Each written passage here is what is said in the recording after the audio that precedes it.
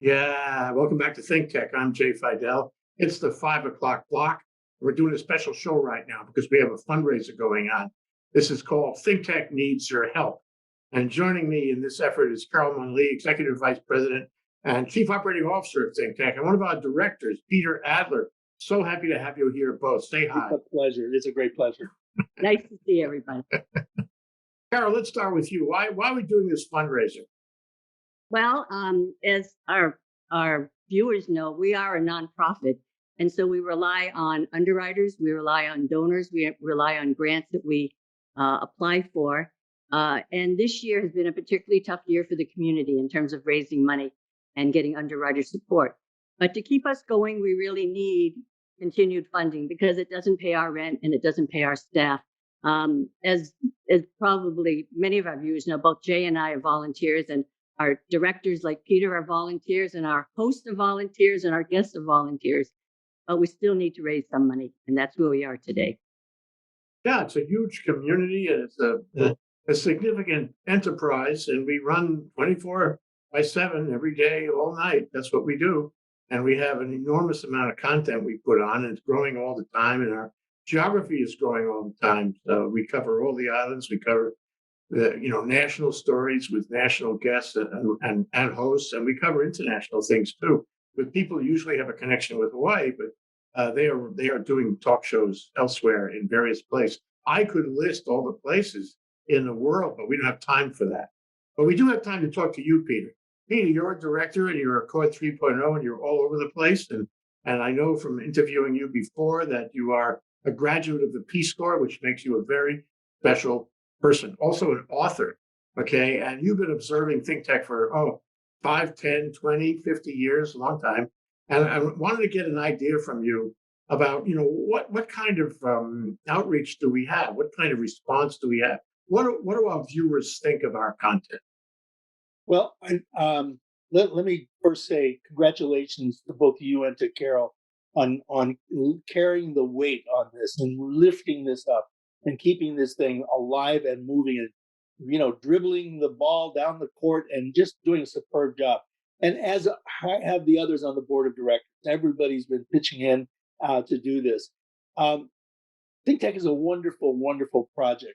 Now, initiative, it's not a project. It's a program and it's an initiative. And one of the reasons why I came to this is everybody knows that the world of journalism, traditional journalism, has been upside down for the last 20 years. And what's flourishing now are lots of interesting experiments, and this is one of those. This is one of these amazing programs, experimental programs that is proving itself over and over again, every day, month by month, year by year. And again, so much because of your energy and work. Well, thank you, Peter. You always say nice things, and we really appreciate Heartfelt. I wasn't paid to say this. that. So, what about our viewership? Who are they, as far as you know, and what do they think about our content? Well, I think we get reasonably good feedback from a diverse group of people, and that's because the shows themselves are very diverse. I mean, they're on everything from politics to leadership to racism in the armed forces to global trade to sports. So we have an amazing array, and all of these people are friends of Jay Fidell and friends of Carol Mon Lee, and they want to contribute. So we have a huge diversity of topics, and we have a diversity of viewers. Not everybody watches everything, but it's one of those things because the programs are archived. People can go back and find what they want and listen in. So, the best knowledge and data we have is that it's really widely viewed and widely listened to. Yeah, Carol. Yeah, I want to ask Peter. Peter, what do you like to watch? Which shows do you particularly find? Well, there are a variety because I, as a mediator and a planner, I work on different projects. For example, I've been somewhat involved with the Red Hill issue. So I went back and looked at Red Hill archives. Or I love listening to the politics shows with John Waihee. He's a master of this. And as someone once said about Lyndon Johnson, it's true with John Waihee. Said Lyndon Johnson said, "I never think about politics for more than 18 hours a day," and that's John Waihee. So we've got all-star, rock star people who are hosting these shows, bringing on great guests. And I think the viewers see that and they appreciate that. Rusty Kimura on leadership is magnificent. I mean, so we have such good programming. And I think people pick up on that, and that's what they want to see. Yeah, it's true. It's true for me.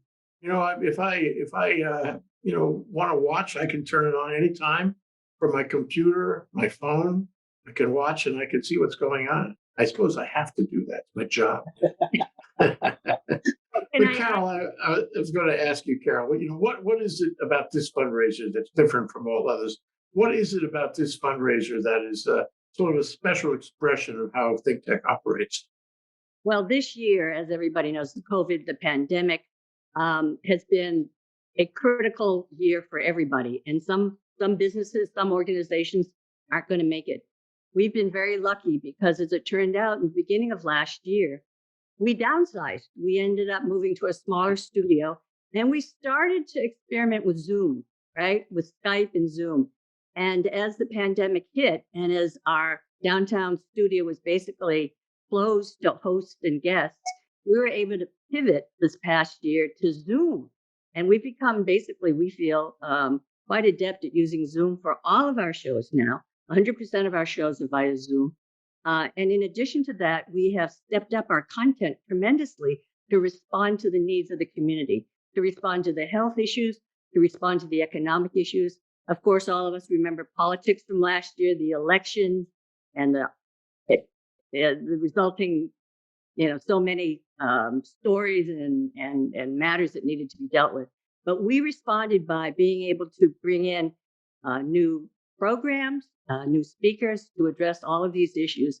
And we were actually able to, at our annual holiday party, to award 3 community awards to organizations that we felt were really responsive during the pandemic. Jay, you want to tell us who we awarded our 3 community awards? I remember NAMI. I remember another community organization that does charitable work. And the third organization was MICU with Scott Gallagher. And he was really touching because his team has been involved in COVID from the outset, and Queens has been successful in dealing, relatively speaking, successful in dealing with COVID. And it's really an award-winning team he has there in the MICU, which stands for Medical Intensive Care Unit. That's the ICU, where you go when you get sick. Since he was awarded, Carol, which was in December, he's been elevated to Chief of Staff at Queens Hospital. So maybe you think it was the award. Right. No, but the second organization was Project Vision. Project Vision Hawaii. Yeah. The community award. Yeah. So we have evolved and responded to COVID, and we've continued to evolve. So what our focus is, this particular campaign is called Revitalizing Our Community, because we feel really it's an important role that we play in helping our community adapt, understand, and deal with the changes in our community and how best to move forward. So that's our role. We take it very seriously, and we've been adding shows and important topics that relate to how our community can move forward. Go ahead, Peter. Well, one of the reasons why people really should donate and bust out their wallets, try and contribute whatever they can. We're not looking. It doesn't have to be extraordinary, although we would love it. But it part of this is we are very small. We're lean and mean. We're very, very nimble, and we're very budget conscious. We don't run on a big budget. This is not a big studio like a TV station or something like that. It's very lean and mean, and we are very conscious of costs. And we have a board members that really watch the finances and make sure it runs that way. But we're actually really good at saving dollars. And part of that has been the technological excellence that continues to grow. As we get better at that, it means we produce better shows at lower costs. Yeah, it's all about technology. Since we started, we have learned so much about, it's not just holding a camera. It's not even just streaming. It's all the technology that goes into running a streaming studio, which is what we have. I want to take a moment, apropos your comments, Peter, and play one of our various promos so you can see what we're saying, on thinktechhawaii.com and YouTube and Vimeo about our fund drive. Okay, let's run one of our promos and see what it looks like, and then we can talk on the other side.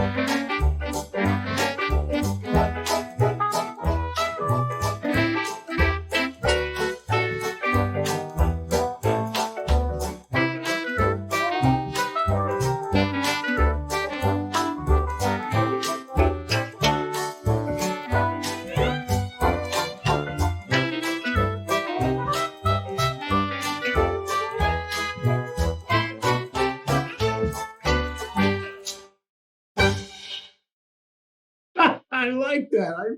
I still like it, Peter, comments? Oh, it's terrific. It's terrific. And it captures the spirit of what we're doing and the idea that we really strive for great excellence and being very frugal. We're very frugal.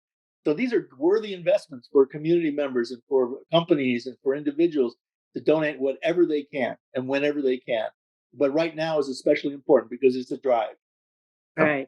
And So we are very appreciative. So, Carol, what's your reaction? What's your comment about that? First, I want everybody to know that is actually Jay's handiwork. He sits at home at night, Right? he plays the doodle, and he does it. It's not pawned off on anybody else, and we do it as volunteer. But I wanted to add, there's one other response that we have been able to help the community with over this past year for COVID, and that is so many nonprofits had to cancel their banquets, their award ceremonies, their educational programs, their meetings. And so how do they keep in touch with their community? Well, they discovered through Zoom, but they don't have the back office like we have. We have the studio, we have the know-how. And so we ended up helping at least 10 organizations, probably maybe more like 13 events that we produced as webinars. We had one educational program that actually had 600 attendees. It was that popular. And these are people who are from the neighbor islands and who would have otherwise, not been able to attend an event. So we have been able to respond by producing these webinars for these many nonprofits who otherwise would have gone a year without reaching out to their community. Yeah, and let me add a point to that, and that is that we're all about engagement. Our hosts engage. They really care about what they're doing. They take the role of citizen journalists. They walk down the street thinking, where's the news here? I want to bring the news back to my show on ThinkTech. Once you become a journalist, your life changes. And they, in turn, deal with their guests who come from all walks of life, all parts of the community and other communities. They're ordinary people, and sometimes they're experts. They're local people, sometimes they're national or international people. It's really great to have them in our lineup. And they are also engaging. So they are raising awareness, which is what we had always hoped to do more than ever. And Peter, I wanted to ask you something and follow through on something you mentioned earlier. And that is, the media has changed. The media has changed in COVID. The media has changed for decades, and it is still changing. And we've seen the development of social media. And ThinkTech is a kind of social media, sort of. We're sort of in the middle between, network television and social media. It could be because we're all over social media. So my question is, and we try, by the way, we try to get on the front of the wave. We try to surf on the history of media, on the future of media. Do you believe, Peter, that what we are doing is, in fact, the model that will take off, the model that will be the standard going forward? Yes, I do. I think one of the things I like to think of ThinkTech as citizen journalism, citizen-driven journalism. people who have a voice and people who can organize their thinking and bring on interesting people as hosts or be guests on these things. This is a forum. This is a great electronic forum. And Jay, you have really taken this to new heights on the use of Zoom and other mechanisms too. So this is a new method. And Civil Beat does its own thing as a public forum, and they try to do that.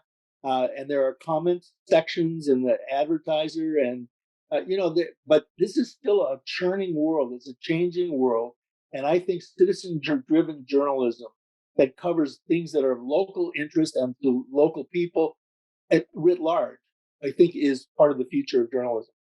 Hope so, because that's where we're going, and we're finding a certain amount of response and appeal among the public we deal with. But Carol, what is our fundraising like? I mean, what are our sources of income? We don't sell anything.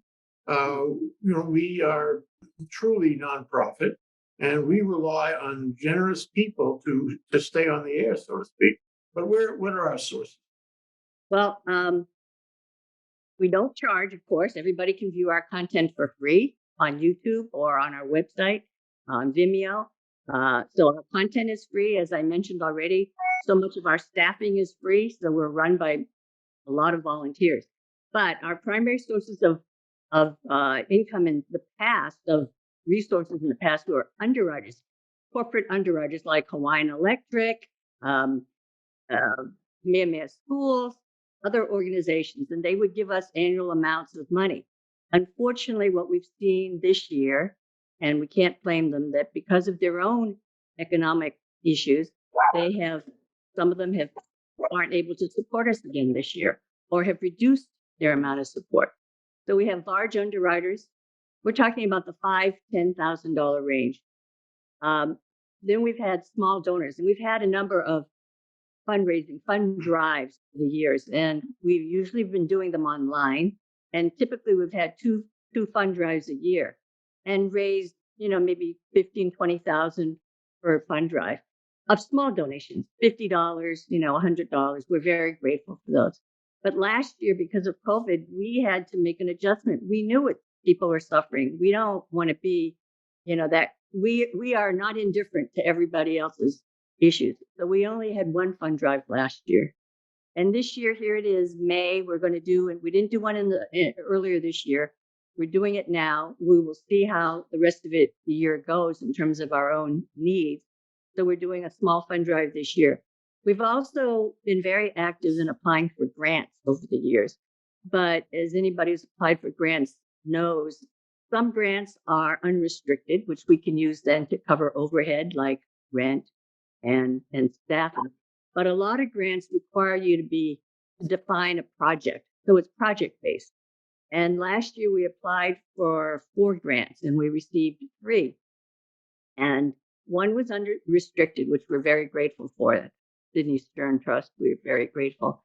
But 2, one from Bolo Foundation and one from Cook Foundation, are to support projects to develop 2 films, which we are really excited about. This is a new endeavor for us to produce films. So we're in the middle of producing 2 films right now. Actually, we're going to produce 3 films based on those 2 grants.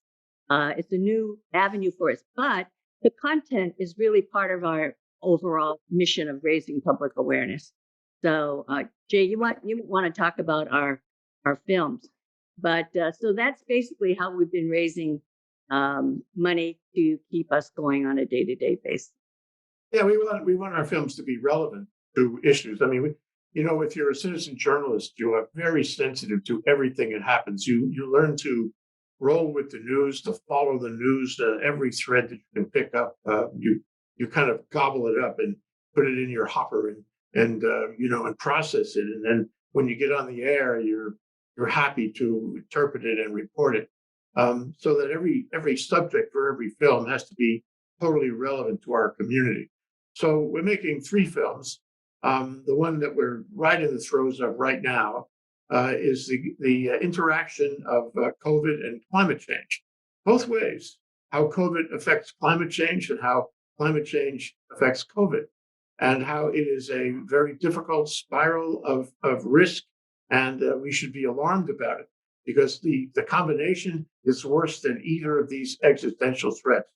And so we have a journalist who helps write the script and interview the people, and there are scientists from all over the country. There are about 8 or 9 of them, and they're in this 1-hour film that we're making. It's really interesting to find out what they have to say. We stumbled on this issue. We said, gee, nobody's covered this. And then when we started talking to the scientists, we found they were all thinking about it, but they hadn't gone public.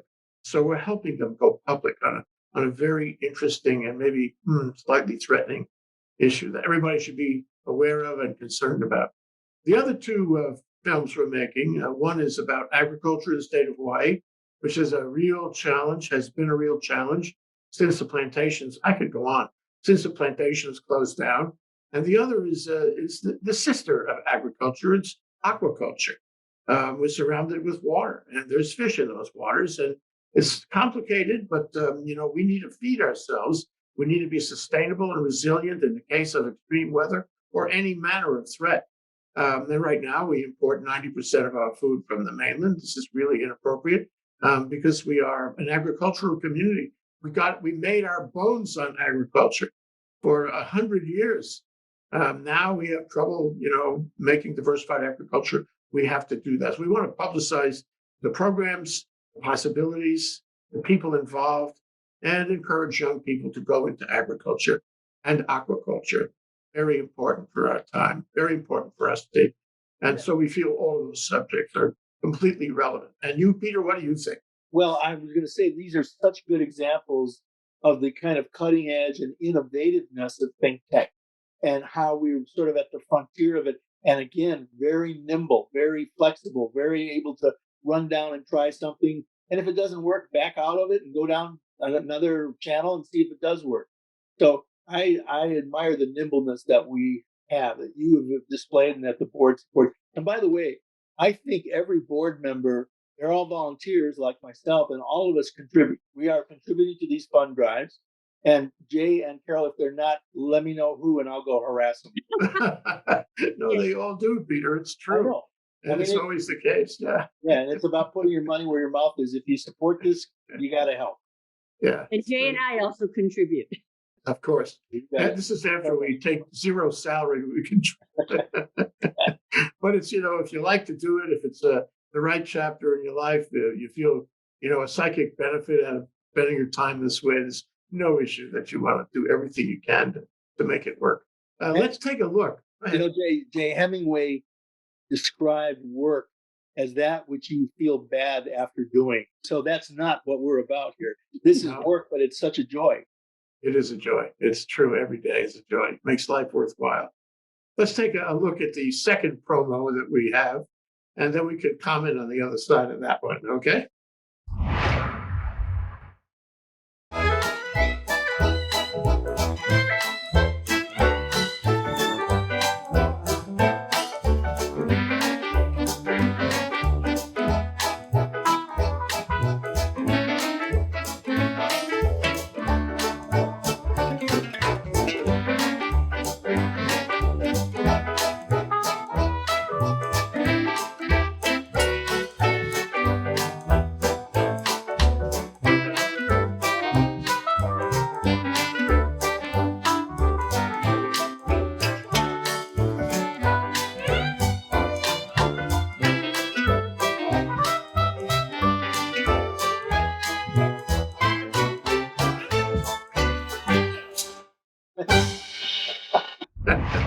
That's very snappy music. Very snappy. It's all about the music, I'll tell you.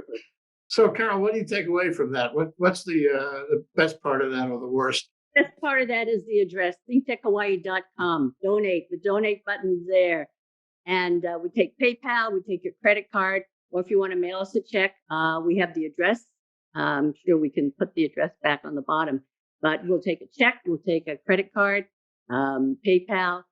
So any amount is appreciated. This campaign is for the month of May. At the same time as we're doing this campaign, you should all know that Jay and I are in the throes of an application for another grant with the Hawaii Community Foundation. We actually have an interview this week. We're hopeful for that. And we continue to pursue other sources of funding for ThinkTech to keep us going, because we want to be able to provide our content to you for many, many more years. Yes, And I want to just say that this is our 20th year. So Jay, you should go back and give us a little history of those 20 years, because of course we weren't on video. well, we run Hawaii Public Radio for almost 10 of those years. And then we got into writing for the newspaper, a few, and we're on AM radio for a while. And then around 2010 or so, we started to do video. And it was interesting because we were very amateur at the beginning. I did a lot of interviews in my law office. People wondered whether they were coming in there for legal services or what. Anyway, and then we started broadcasting, streaming, and we learned all that software I was talking about, and now we really know how it works. So we've sort of come out the other side. We're in a leadership position on how you do this stuff, and it's really great to be there. So I'm very happy, and and luckily, when we started, we realized almost 20 years ago that we needed to be a 501c3. We were community minded, and therefore we should be a 501c3. And so we have been a 501c3 tax exempt organization ever since. And that means that contributions that are made to us either on our website through the donate button or by checks to 1164 Bishop Street, Suite 603, Honolulu 96813 is the address. Those are tax deductible because we're a public foundation, and we're in the ballgame for education. And Peter, I would like to ask you, how is the nonprofit world doing?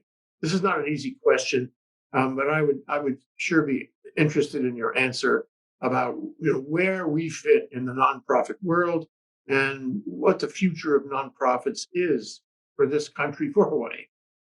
Well, from my little walkabout in that world this year, they're hurting. The short version is they're really hurting. And a lot of it was, as you've already said, the larger funders have diverted their money into food banks and housing and homelessness, all to their credit. But we know that some of the others are in dire straits. I mean, I talked to Lisa Moriyama from Hano, and she will tell you, the numbers of nonprofits that are either down to meeting in a closet, or they're folding, or they're going to disappear. So, a lot of them are just hanging on, just barely hanging on. They're downsized. So my sense is the nonprofit world, like the small business world, has suffered during this last year. It will rebound. It will rebuild. Hopefully it comes back better and stronger. Yeah, very interesting. Okay, so you get the last word here, Carol Monley. What would you leave with our audience? What would you suggest to them to see ThinkTech in a realistic and accurate light going forward? And why are we different than the food bank? Okay, if we are different. We are different from the food bank. First of all, I would say we provide information, education, awareness to the mind and to the heart and to the soul. We can't give you food. We wish we could, we can't. But we can provide you information to make your life understandable and deal with what's ahead. So that's what we feel our gift to our community is. And we want to continue to do that. I would take away, please continue to watch our shows. Whether you can give a lot or a little, watch our shows. If you are not a recipient yet of our daily email advisory, let us know. We will put you on our mailing list, and you will get the daily schedule of shows. And so you will know. You can always look on our website, thinktechhawaii.com, also for our shows and our 13,000 archive shows. So please give what you can. We really appreciate it. And we look forward to seeing you as a viewer on ThinkTech Hawaii. Thank you, Carol. It's wonderful to be able to talk to you about this in public. And Peter, what do you think of Carol? I love Carol. I love you Carol. too, Peter. I've worked with her. This is a mutual admiration society. We worked together over this He was once my boss when I ran a small foundation. Wow. And for one of the Chinese warlords who ran my life at some point. She's terrific. She's so smart, and so great. Yeah, it's all about love. I tell you, that the experience of ThinkTech is so loving, and the people we deal with in their relationships and our relationship with the public is really wonderful to be involved in it. Anyway, help us continue, help us stay on the air, push the donate button, be generous, and recognize, that we are as much a nonprofit as any nonprofit you can find. We give to the community in every way we can. We make it possible for other nonprofits to get the word out and to stay alive. Thank you so much, Carol. Thank you so much, Peter. Aloha. Aloha.